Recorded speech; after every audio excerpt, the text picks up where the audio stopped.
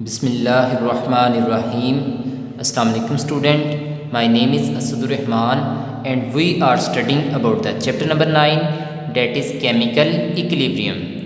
हमने आज इस चैप्टर में उसकी एक्सरसाइज को स्टडी करना है और एक्सरसाइज में MCQs को हम क्या करेंगे, सॉल्व करेंगे. ठीक है, तो चलें स्टार्ट करते हैं.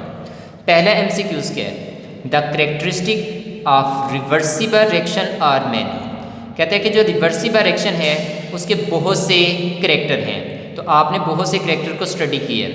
एक्सेप्ट फॉलोइंग वन, सवाए एक के. उसने कहा कि रिवर्सिबल रिएक्शन के बहुत से करैक्टर हैं सवाए एक के. इसका मतलब जो चार ऑप्शन दिए गए हैं उसमें तीन जो है उसके करैक्टर बताए हैं, एक उसका करैक्टर नहीं है. जो उसका करैक्टर नहीं है आपने वो बताना है. तो रिवर्सिबल रिएक्शन के बहुत से करैक्टर हैं लेकिन आपने वो बताना है जो इसमें नहीं है. ठीक है, चलें देखें. पहला ऑप्शन कहता है product never recombine to form reactant. अब इस ऑप्शन में क्या कह रहा है कि जो आपकी जो नई चीज़ बनती है प्रोडक्ट वो दोबारा से मिलकर पहले वाली चीज़ नहीं बनाती. तो अब आपको पता है रिवर्सिबल रिएक्शन में प्रोडक्ट दोबारा से मिलकर क्या बनाते हैं, रेक्टेंट बनाते हैं. तो ये ऑप्शन क्या हो गया, गलत हो गया. ये उसका करैक्टर नहीं है. तो आपके पास आपने वो ऑप्शन बताना था जो उसका करैक्टर नहीं है, तो ए वाला ऑप्शन होगा. ठीक है, बाकी देखिए बी वाला दे नेवर कंप्लीट. आपने पढ़ा था रिवर्सिबल रिएक्शन कभी भी कंप्लीट नहीं होते. ठीक है, ये उसका करैक्टर है. सी वाला दे प्रोसीड इन बोथ वे. आपको पता है रिवर्सिबल रिएक्शन जो है, ठीक है, वो दोनों डायरेक्शन में क्या करते हैं, प्रोसीड करते हैं, फॉरवर्ड में भी और रिवर्स में भी. ठीक है, अब ये ऑप्शन भी, ये भी उसका करैक्टर है. डी वाला देखें, they have a double arrow between reactant and product. तो आपको पता है रिवर्सिबल रिएक्शन में हम क्या करते हैं, डबल एरो से उसको क्या करते हैं, रिप्रेजेंट करते हैं रेक्टेंट और प्रोडक्ट के दरमियान. तो अब बी, सी और डी उसके करैक्टर हैं जबकि ए वाला करैक्टर नहीं है. तो आपका जो आंसर बनेगा वो ए वाला होगा, क्योंकि आपने कहा था कि रिवर्सिबल रिएक्शन के बहुत से करैक्टर हैं सवाए एक के. जो नहीं है वो कौन सा है कि प्रोडक्ट कभी भी मिलकर रेक्टेंट नहीं बनाते. तो ये वाला ऑप्शन गलत है, तो ए वाले को टिक लगा लें. ठीक है, चलें जी सेकंड ऑप्शन पे आते हैं. In the lime kiln. कहता है जब हम लाइम किलन में द रिएक्शन हम ये रिएक्शन करवाते हैं, यानी कैल्शियम कार्बोनेट जो है उसकी डिकम्पोजिशन करवाते हैं, तो आपके पास बनता है कैल्शियम ऑक्साइड और कार्बन डाइऑक्साइड. ये बनता है. कहता है गोज टू कंप्लीशन. कहता है ये क्या करता है, ये रिएक्शन क्या होता है, कंप्लीट होता है. तो कब कंप्लीट होगा, बिकॉज उसकी रीज़न क्या है. तो आपने इस रिएक्शन को ओपन फ्लास्क में भी पढ़ा था और आपने क्लोज फ्लास्क में भी स्टडी किया था. ठीक है, अब ज़रा देखें, आपने देखा था कि हमारे पास ओपन फ्लास्क में हमारे पास होता है इरिवर्सिबल रिएक्शन, जबकि क्लोज फ्लास्क में ये क्या आता था, रिवर्सिबल रिएक्शन.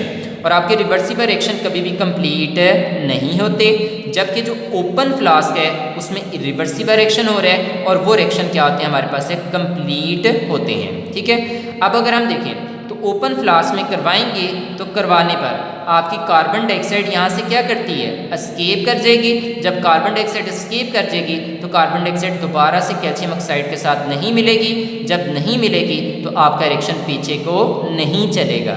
जब रिएक्शन पीछे को नहीं चलेगा तो आपका ये रिएक्शन क्या होगा, इरिवर्सिबल होगा. और इरिवर्सिबल जो है वो हमारे पास रिएक्शन क्या कंसीडर किए जाते हैं, कंप्लीट रिएक्शन. तो आपके जो इरिवर्सिबल रिएक्शन है वो कंप्लीट रिएक्शन होते हैं. तो इस वजह से यहाँ पर अब आप देखें तो ये कंप्लीट रिएक्शन कब होगा, जब आपकी जो कार्बन डाइऑक्साइड है वो क्या करेगी, एस्केप कर जाएगी. अगर कार्बन डाइऑक्साइड एस्केप कर जाएगी तो आपके प्रोडक्ट आपस में रेक करके पहले वाली चीज़ नहीं बनाएंगे और इस रिएक्शन में आपके सारे के सारे रिएक्टेंट किस में कन्वर्ट हो जाएंगे, प्रोडक्ट में. तो आपका ये रिएक्शन क्या होगा, कंप्लीट होगा. तो कार्बन डाइऑक्साइड एस्केप कंटिन्यूसली, अगर कार्बन डाइऑक्साइड लगातार क्या करती है, एस्केप करती जाती है, निकलती जाती है, तो फिर आपका ये रिएक्शन क्या होगा, कंप्लीट होगा. तो इसका ऑप्शन कौन सा बनेगा, सी वाला. यहाँ तक बात समझ आ गई. चलिए जी आगे चलते हैं. तीसरा MCQs कहता है फॉर द रिएक्शन. ये आपके सामने एक रिएक्शन लिखा है, कहता है 2A प्लस बी. अब आपके पास ये एक रिएक्शन है 2A प्लस बी, आगे रिवर्सिबल एरो और आगे हमारे पास क्या है 3C. तो कहता है ये हमारे पास एक जनरल रिएक्शन है. तो कहता है the expression for the equilibrium constant. आपने इसके लिए इक्विलिब्रियम कांस्टेंट एक्सप्रेशन को क्या करना है, फाइंड करना है, शो करना है. ठीक है, तो अब इसकी इक्विलिब्रियम कांस्टेंट एक्सप्रेशन क्या बनेगी, चलें देखें यहाँ पर. अब उसने कहा कि आपके पास है 2A ये प्लस हमारे पास क्या है B, आगे रिवर्सिबल एरो ठीक है, और आगे हमारे पास क्या है 3c। अब वो कह रहे हैं कि इसके लिए आपने केसी एक्सप्रेशन फाइंड करनी है। तो चलें देखिए हम डायरेक्ट लिखते हैं। अब देखें केसी एक्सप्रेशन इक्विलिब्रियम कांस्टेंट एक्सप्रेशन जब हम शो करेंगे तो हमेशा प्रोडक्ट की मोलर कंसंट्रेशन कहाँ पर होती है, ऊपर होती है। तो अब यहाँ पर प्रोडक्ट क्या हमारे पास है सी, तो ये हमारे पास सी और उसके जो भी स्टार्ट पे होंगे नंबर ऑफ मोल या उसके काफिशिएंट होंगे वो उसकी क्या बन जाएगी पावर, तो इसकी पावर क्या होगी 3 डिवाइडेड बाय। आप देखिए यहाँ पर रेक्टेंट क्या आते हैं, हमेशा नीचे होते हैं। तो मोलर कंसंट्रेशन ऑफ ए, आपको पता है रेक्टेंट कौन से हैं, ए और बी। तो मोलर कंसंट्रेशन ऑफ ए और इसके नंबर ऑफ मोल 2 थे, तो इसकी पावर क्या होगी हमारे पास है 2। आगे मोलर कंसंट्रेशन ऑफ बी, तो ये आपके पास हो गया। अब आप देखें तो आपके पास केसी या इक्विलिब्रियम कांस्टेंट एक्सप्रेशन क्या बनी, तो आप देख सकते हैं आपका कौन सा आंसर बनता है डी वाला, कि molar concentration of C power 3, molar concentration of A power 2 and molar concentration of B, तो आपका डी वाला ऑप्शन बनेगा। यहाँ तक क्लियर? चलें जी, अब आते हैं हम यहाँ पर नेक्स्ट MCQ से। When a system is at equilibrium stage, कहते हैं जब आपका जो सिस्टम है वो इक्विलिब्रियम स्टेज पे पहुंचता है तो इनमें से कौन सी कंडीशन होती है, हम उसकी तरफ आएंगे। तो आप देखेंगे इसमें जो डी वाला ऑप्शन है, the rate of forward and reverse reaction become equal. आपने डेफिनेशन में भी पढ़ा था कि जो आपके फॉरवर्ड और रिवर्स रिएक्शन है उनकी रफ्तार, उनका रेट एक दूसरे के क्या हो जाता है, हमारे पास इक्वल हो जाता है। तो आपके पास ये डी वाला आंसर बनेगा। यहाँ तक क्लियर? तो आपके चौथे MCQ का आंसर कौन सा बना, ठीक है, हमारे पास डी वाला। चलिए जी पांचवा लेते हैं। Which one of the following statements is not correct about the active mess. अब वो कह रहे हैं कि एक्टिव मैस के बारे में यहाँ पर जो स्टेटमेंट दी गई है, ठीक है, कौन सी सही नहीं है, कौन सी गलत है, आपने गलत स्टेटमेंट को बताना है। इसका मतलब 3 ऑप्शन सही वाले दिए होंगे, एक गलत वाला, तो गलत वाला आपने बताना है। देखें पहले कह रहे हैं rate of reaction is directly proportional to the active mass, कि आपकी रेट ऑफ रिएक्शन और एक्टिव मैस एक दूसरे के क्या आते हैं, डायरेक्टली प्रोपोर्शनल। ठीक है, ये बात सही है, ये आपने लॉ ऑफ मैस एक्शन की जब डेफिनेशन पढ़ी थी वहाँ पर भी पढ़ा था। आगे चलते हैं। Active mass is taken in molar concentration. Active mass को हम किस में लेते हैं, मोलर कंसंट्रेशन में, ये बात भी सही है। सी वाला active mass is represented by square bracket, हम उसको स्क्वायर ब्रैकेट से ही रिप्रेजेंट करते हैं। तो ये तीनों ऑप्शन सही हैं। अब देखें डी वाला, अब डी वाला देखें, active mass means total mass of a substance. अब ये ऑप्शन गलत है, तो आपने गलत वाले को टिक लगानी थी। तो ये अब वो कह रहे हैं एक्टिव मैस है, आपने जितने सब्सटेंस की अमाउंट ली थी वो टोटल जो उसकी अमाउंट थी या मैस, उसको हम एक्टिव मैस कहते हैं। ये गलत है। आपने कहा था कि टोटल में से उसकी जितनी मैस रिएक्शन में हिस्सा ले रही है, ठीक है, सिर्फ जो रिएक्शन में हिस्सा ले रही है उसको एक्टिव मैस कहते हैं, जो हिस्सा नहीं ले रही है हम उसको एक्टिव मैस नहीं कहते। तो ये ऑप्शन गलत है, तो डी वाले को टिक लगाने, क्योंकि उसने कहा कि सारी की सारी जो मैस होती है हम उसको एक्टिव मैस कहते हैं। तो ये ऑप्शन गलत होगा। तो आपका आंसर कौन सा बनेगा, डी वाला। ठीक है, चलें जी। MCQ number 6, when the magnitude of KC is very large. कहता है कि आपकी जब केसी की मैग्नीट्यूड क्या होगी, बहुत बड़ी होगी, केसी की वैल्यू बहुत बड़ी होगी। अभी आपने लास्ट पे टॉपिक पढ़ा था। इट इंडिकेट, ये किस बात को ज़ाहिर करता है। अब आपको पता है केसी की वैल्यू कब बड़ी आती है, केसी की वैल्यू तब बड़ी आती है जब ऊपर वाली वैल्यू बड़ी हो और नीचे वाली वैल्यू क्या हो हमारे पास है, छोटी हो। इसका मतलब है प्रोडक्ट ज़्यादा हो और रेक्टेंट क्या हो हमारे पास है, कम हो। तो अब आप देखिए यहाँ पर, तो हमारे पास ऑप्शन कौन सा बनेगा, ए वाला देखिए। तो कह रहे हैं reaction mixture consist of almost all product. KC की वैल्यू तब बड़ी आती है जब आपके रिएक्शन मिक्सचर में सारे के सारे तकरीबन प्रोडक्ट होते हैं, रेक्टेंट क्या होते हैं हमारे पास नेग्लिजिबल होते हैं। तो आपके पास कौन सा आंसर बनेगा, ए वाला, कि reaction mixture consist of almost all product, कि आपके रिएक्शन मिक्सचर में तकरीबन सारे प्रोडक्ट हैं। तो इस वजह से आपकी केसी की वैल्यू बहुत बड़ी है। तो ए वाले ऑप्शन को टिक लगा लें 6 के लिए। ठीक है, चलें अब आगे चलते हैं। नेक्स्ट हमारे पास है MCQ नंबर 7, कहता है when the magnitude of KC is very small. अब केसी की वैल्यू कब स्मॉल आएगी, इट इंडिकेट दैट, ये किस बात को ज़ाहिर करता है। अब केसी की वैल्यू छोटी कब आती है, ठीक है, जब ऊपर वाली वैल्यू छोटी हो जाए, ठीक है, और नीचे वाली वैल्यू क्या आ जाए, बड़ी हो जाए। और आपको पता है नीचे क्या आते हैं, रेक्टेंट, और ऊपर क्या आते हैं, प्रोडक्ट। इसका मतलब प्रोडक्ट कम हो और रेक्टेंट क्या हो हमारे पास है, ज़्यादा हो। तो फिर आपकी केसी की वैल्यू क्या होगी हमारे पास है, छोटी आएगी। चलें अब इस बात को देखते हैं। तो आप देखेंगे कि इसका मतलब यहाँ पर the amount of product is negligible, यहाँ पर जो प्रोडक्ट होते हैं वो बहुत थोड़े होते हैं, नेग्लिजिबल होते हैं। जब प्रोडक्ट बहुत थोड़े होंगे तो आपकी केसी की वैल्यू भी क्या आएगी हमारे पास कम आएगी। यहाँ तक बात समझ आ गई। तो आपकी केसी की वैल्यू छोटी क्यों है, आपके पास डी वाला आंसर टिक लगा लें कि the amount of product is negligible, कि आपकी जो प्रोडक्ट की अमाउंट है वो क्या होती है, नेग्लिजिबल होती है। तो ये ऑप्शन बनेगा। चलें जी 8 वाले पे आते हैं। रेक्शन which have comparable amount of reactants and product at equilibrium state have। अब कह रहे हैं कि वो रिएक्शन जिसमें रेक्टेंट और प्रोडक्ट की जो अमाउंट होती है वो कंपेरेबल होती है, एक दूसरे के क्या है, करीब करीब है। तो एट इक्विलिब्रियम स्टेज, तो इक्विलिब्रियम स्टेज के ऊपर उसके लिए क्या कंडीशन होगी। अब देखिए यहाँ पर कहता है वेरी स्मॉल केसी वैल्यू, क्या केसी की वैल्यू बहुत छोटी आएगी, या वेरी लार्ज केसी वैल्यू, या बहुत केसी की वैल्यू बहुत बड़ी आएगी, या मॉडरेट केसी वैल्यू आएगी, या नन ऑफ दिस। तो आपने ये टॉपिक अच्छे तरीके से पढ़ा था। आपने पढ़ा था कि जब रेक्टेंट और प्रोडक्ट की अमाउंट कंपेरेबल होती है तो केसी की वैल्यू ना ज़्यादा बड़ी आती है, ना ज़्यादा क्या आती है, छोटी आती है, बल्कि क्या आती है हमारे पास है मॉडरेट। तो मॉडरेट केसी वैल्यू, तो सी वाले को टिक लगा लें, आपके पास सी वाला आंसर बनेगा। यहाँ तक क्लियर। चलेंगे 9 वाला MCQs देख लें। एट डायनामिक इक्विलिब्रियम, जब डायनामिक इक्विलिब्रियम में आपने डेफिनेशन पढ़ी थी कि डायनामिक इक्विलिब्रियम पे रिएक्शन रुकता नहीं, बल्कि आपके जो फॉरवर्ड और रिवर्स रिएक्शन की जो स्पीड है या उसका जो रेट है वो एक दूसरे के क्या हो जाता है, इक्वल हो जाता है, और आपका रिएक्शन रुकता नहीं है। ठीक है, तो अब आपने देखिए यहाँ पर कौन सा ऑप्शन बनेगा कि the speed of forward and reverse reaction are equal.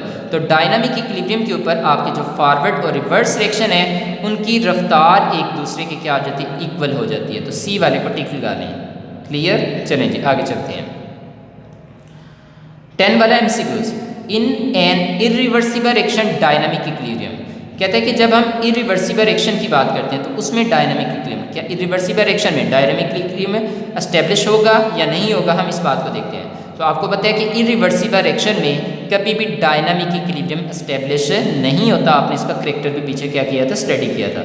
तो ए वाले को टिक लगा लें, नेवर एस्टेब्लिश। यहाँ पर कभी भी डायनामिक इक्विलिब्रियम इरिवर्सिबल रिएक्शन के अंदर एस्टेब्लिश नहीं होगा, तो नेवर एस्टेब्लिश ए वाले ऑप्शन को टिक लगा लें। ठीक है, चलेंगे आगे चलते हैं। MCQs number 11। Reverse reaction is 1। अब आपने फॉरवर्ड और रिवर्स रिएक्शन के आपने 4 पॉइंट को क्या किया था, स्टडी किया था। आपने उसके मैक्रोस्कोपिक करैक्टर को क्या किया था, स्टडी किया था। अब यहाँ पर कह रहा है कि reverse reaction is 1। Reverse reaction वो होता है, अब देखिए यहाँ पर ए ऑप्शन में क्या है कि which proceed from left to right, कहता है जो लेफ्ट से किसकी तरफ जाए, राइट की तरफ। आपको पता है कि आपके जो रिवर्स रिएक्शन है वो तो राइट से किसकी तरफ जाते हैं, लेफ्ट की तरफ। ये ऑप्शन क्या हो गया, गलत हो गया। बी वाला, in which reactant react to form product, कहता है जिसमें रेक्टेंट आपस में रेक करके क्या बनाते हैं, प्रोडक्ट। तो ये ऑप्शन भी गलत है, क्योंकि रिवर्स रिएक्शन में आपके प्रोडक्ट कंबाइन करके या रेक करके क्या बनाते हैं, रेक्टेंट बनाते हैं। तो ये ऑप्शन भी गलत है। अब कह रहे हैं विच स्लो डाउन ग्रेजुअली, आपको पता है रिवर्स रिएक्शन स्टार्ट पे स्लो होता है, बाद में स्पीड अप होता है। तो ये ऑप्शन भी गलत होगा। आप कहते हैं विच स्पीड अप ग्रेजुअली, आपको पता है ये आस्ता आस्ता क्या होता है, स्पीड अप होता है। तो आपका कौन सा ऑप्शन बनेगा, डी वाला। तो ये आपके पास डी वाला आंसर बना के रिवर्स रिएक्शन इज 1। ठीक है, रिवर्स रिएक्शन वो होगा जो आस्ता आस्ता ग्रेजुअली क्या करता है, स्पीड अप होता है, क्योंकि पहली स्पीड स्लो होती है और आस्ता आस्ता उसकी स्पीड क्या होती है, तेज होती जाती है। तो डी वाले को टिक लगा लें।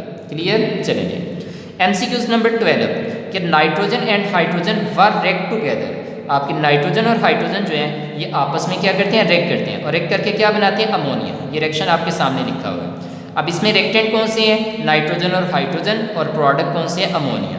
कहता है what will be present in the equilibrium mixture. Equilibrium mixture में क्या चीज़ मौजूद होगी। ठीक है, अब इसकी तरफ आते हैं। देखें, अब आपको पता है जब इक्विलिब्रियम पे होता है तो आपकी जितनी तेज़ी से रेक्टेंट किस में कन्वर्ट होते हैं, प्रोडक्ट में, उतनी तेज़ी से प्रोडक्ट किस में कन्वर्ट होते हैं, रेक्टेंट में। इसका मतलब इक्विलिब्रियम स्टेज के ऊपर, ठीक है, आपका जो इक्विलिब्रियम मिक्सचर है उस इक्विलिब्रियम मिक्सचर के अंदर हमारे पास रेक्टेंट भी मौजूद हैं और प्रोडक्ट भी मौजूद हैं। इसका मतलब रेक्टेंट में कौन कौन से, नाइट्रोजन और हाइड्रोजन, और प्रोडक्ट में कौन से हमारे पास अमोनिया।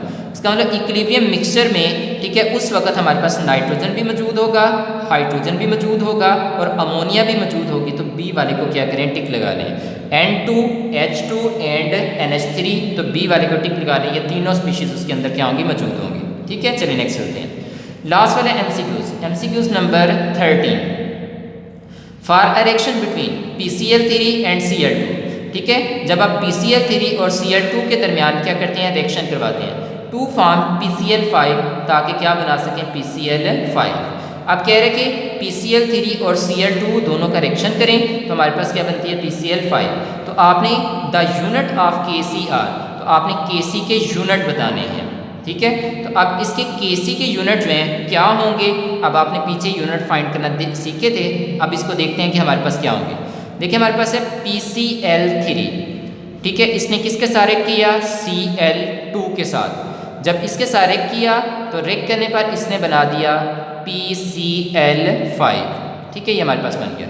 और आपको पता है ये दोबारा से टूट कर ये बना सकता है। तो अब आपने देखा रिएक्टर्स ने बताया कि जब हम PCl3 को, ठीक है, Cl2 के साथ रिएक्ट करवाते हैं तो हमारे पास क्या बनता है, PCl5 बनता है। यहाँ तक बात समझ आ गई। चलें, अब इसके यूनिट क्या होंगे। पहले तो ये आपका रिएक्शन ऑलरेडी बैलेंस है। अब इसके लिए KC एक्सप्रेशन हम फाइंड करते हैं। आपको पता है हमेशा प्रोडक्ट की मोलर कंसंट्रेशन क्या आती है, ऊपर। अब यहाँ पर प्रोडक्ट कौन से हैं, PCl5। अब इसकी क्या होगी, मोलर कंसंट्रेशन। ठीक हो गया। अब यहाँ पर इसके नंबर ऑफ मोल 1 है तो हमें 1 इसके ऊपर लिखने की ज़रूरत नहीं, क्योंकि जिसके ऊपर कुछ नहीं होता 1 होता है। चलिए नीचे आ जाए। नीचे आते हैं रिएक्टेंट। अब रिएक्टेंट कौन से हमारे पास है, PCl3।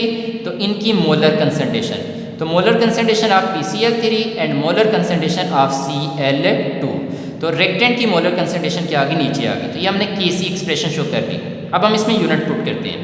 लें जी, हमारे पास है KC इज इक्वल टू, अब ये जो हमारे पास है PCl5, जब इसकी मोलर कंसंट्रेशन की यूनिट हम देखें यहाँ पर तो हमारे पास क्या आते हैं, मोल पर डेसीमीटर क्यूब। ऊपर पावर नहीं है, 1 है तो हमें लिखने की ज़रूरत नहीं। डिवाइडेड बाई, अब PCl5 की हमने इसकी मोलर कंसंट्रेशन की यूनिट लिखे तो क्या है, मोल पर डेसीमीटर क्यूब। अब PCl3, अब इसकी मोलर कंसंट्रेशन की अगर हम यूनिट लिखें तो क्या आएगा, हमारे पास है मोल पर डेसीमीटर क्यूब। ठीक है, अब इसके ऊपर भी पावर नहीं है, आगे चलते हैं। अब यहाँ पर Cl2, अब यहाँ पर इसके मोलर कंसंट्रेशन के यूनिट क्या होंगे, मोल पर डेसीमीटर क्यूब। नहीं जी, हमने उसके मोलर कंसंट्रेशन की क्या लिख ली, यूनिट लिख ली है। चलें देखिए, अब ऊपर भी मोल पर डेसीमीटर क्यूब है, नीचे भी मोल पर डेसीमीटर क्यूब है, ये दोनों एक दूसरे से क्या हो गए, कैंसिल हो गए। यहाँ तक क्लियर। अब आते हैं नेक्स्ट। अब हमारे पास बचा क्या है, KC।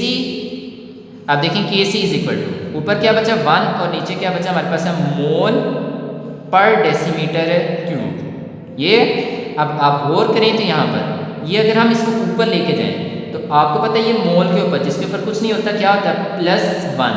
ठीक है, तो जब हम ऊपर लेके जाते हैं तो जो उनकी पावर होती है उनका साइन क्या हो जाता है, हमारे पास चेंज हो जाता है। अब देखिए मोल के ऊपर था +1, ठीक है, तो जब ऊपर चले गया तो वो क्या हो गया, -1। डेसीमीटर क्यूब का था -3, तो जब ऊपर गया तो ये माइनस किस में कन्वर्ट हो गया, प्लस में। प्लस लिखें या ना लिखें वो आपकी अपनी मर्जी। तो आपके पास बना डेसीमीटर क्यूब। तो अब आपने देखा कि ये ऊपर गया तो ये 3 के साथ माइनस था, इस पावर जो थी माइनस में थी, ऊपर जाके प्लस में होगी, और जिसके साथ कुछ नहीं होता प्लस होता है, तो इसलिए हमें प्लस यहाँ पर लिखने की ज़रूरत नहीं। तो आप देख सकते हैं कि हमारे पास यूनिट क्या है कि पर मोल डेसीमीटर क्यूब। तो आपके पास ये KC के क्या होंगे, हमारे पास ये यूनिट होंगे। तो आप ज़रा खुद देख लें आपके पास आंसर कौन सा बना। तो आप देख सकते हैं C वाले ऑप्शन को टिक लगाएं कि पर मोल, ठीक है, और डेसीमीटर क्यूब, या आपके पास आंसर बनेगा C वाले को टिक लगा लें। ठीक है, अब आपका चैप्टर कंप्लीट हो चुका है, आपके MCQs कंप्लीट हो चुके हैं। ठीक है, अगर किसी MCQs में आपको कोई इतराज़ हो तो आप पूछ सकते हैं। दूसरी बात, नोट्सों के ऊपर आपके जो MCQs हैं आप उसको अच्छे तरीके से इसके साथ मैच कर लें, उसमें मिस प्रिंटिंग वगैरह भी हो सकती है, आप उसको अच्छे तरीके से एक दफ़ा देख लें। दूसरी बात, ठीक है, अब आपने क्या करना है, साथ में नोट्सों से ये सारे के सारे ये जो शॉर्ट क्वेश्चन एक्सरसाइज के, ठीक है, जो आपके टेस्ट सेल में शॉर्ट क्वेश्चन थे, आपने उसको भी अच्छे तरीके से तैयार कर लेना है। आपके जो उसमें आंसर लिखे हुए हैं वो इसी चैप्टर से लिखे हुए हैं, वर्डिंग वही रखी हुई है, ताकि आप इजीली उसको क्या कर सकें, समझ सकें। ठीक है, तो आपने टेस्ट सेल और आपने एक्सरसाइज के शॉर्ट क्वेश्चन और MCQs को अच्छे तरीके से नेक्स्ट लेक्चर से पहले क्या करना है, तैयार करना है। अगर किसी चीज़ की ना समझ आए तो आप पूछ लें।